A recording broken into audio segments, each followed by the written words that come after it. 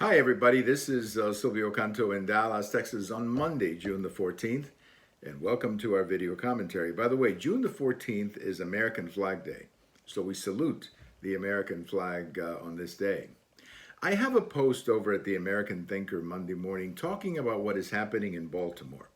You may remember that Baltimore is one of the cities that was hard hit by riots and violence. The city right now has a terrible situation. They need 1,100 police officers, but they only have like 700. So there's a terrible shortage of police people to patrol the city and keep up with the criminals. And there's a huge crime wave going through the city, as is happening in many other American cities, particularly those run by the Democrat Party, where frankly, the city has lost control of the streets, but especially in certain sections of the neighborhoods and so on. I mean, Chicago is a good example of that. So something very interesting is happening in Baltimore because the business people, primarily small business people, are coming together and saying, we're not going to pay taxes unless the city government allows the police to do their job.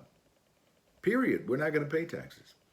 Because part of the reason we pay taxes is to have a police force that will combat crime. Now, the businesses in Baltimore and many other places are realizing the consequences of what happens when you burn and destroy cities. Many businesses are destroyed. Some leave. Most never come back. They move to another part of the state or they leave the state altogether. But the bottom line is that the consequence of this kind of lawlessness is that the city suffers a great deal. It suffers by losing taxpayers and by losing the customers who don't go shop in these areas. So it's a situation where nobody wins.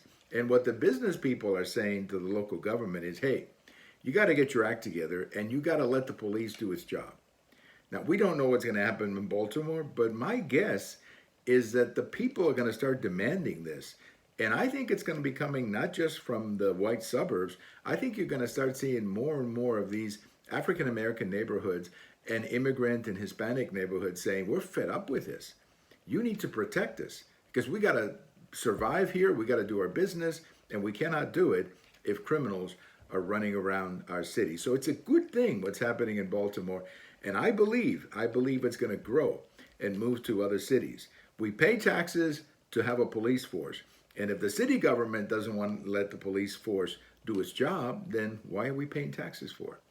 Why are we paying taxes if the local government is not allowing the police force to do its job?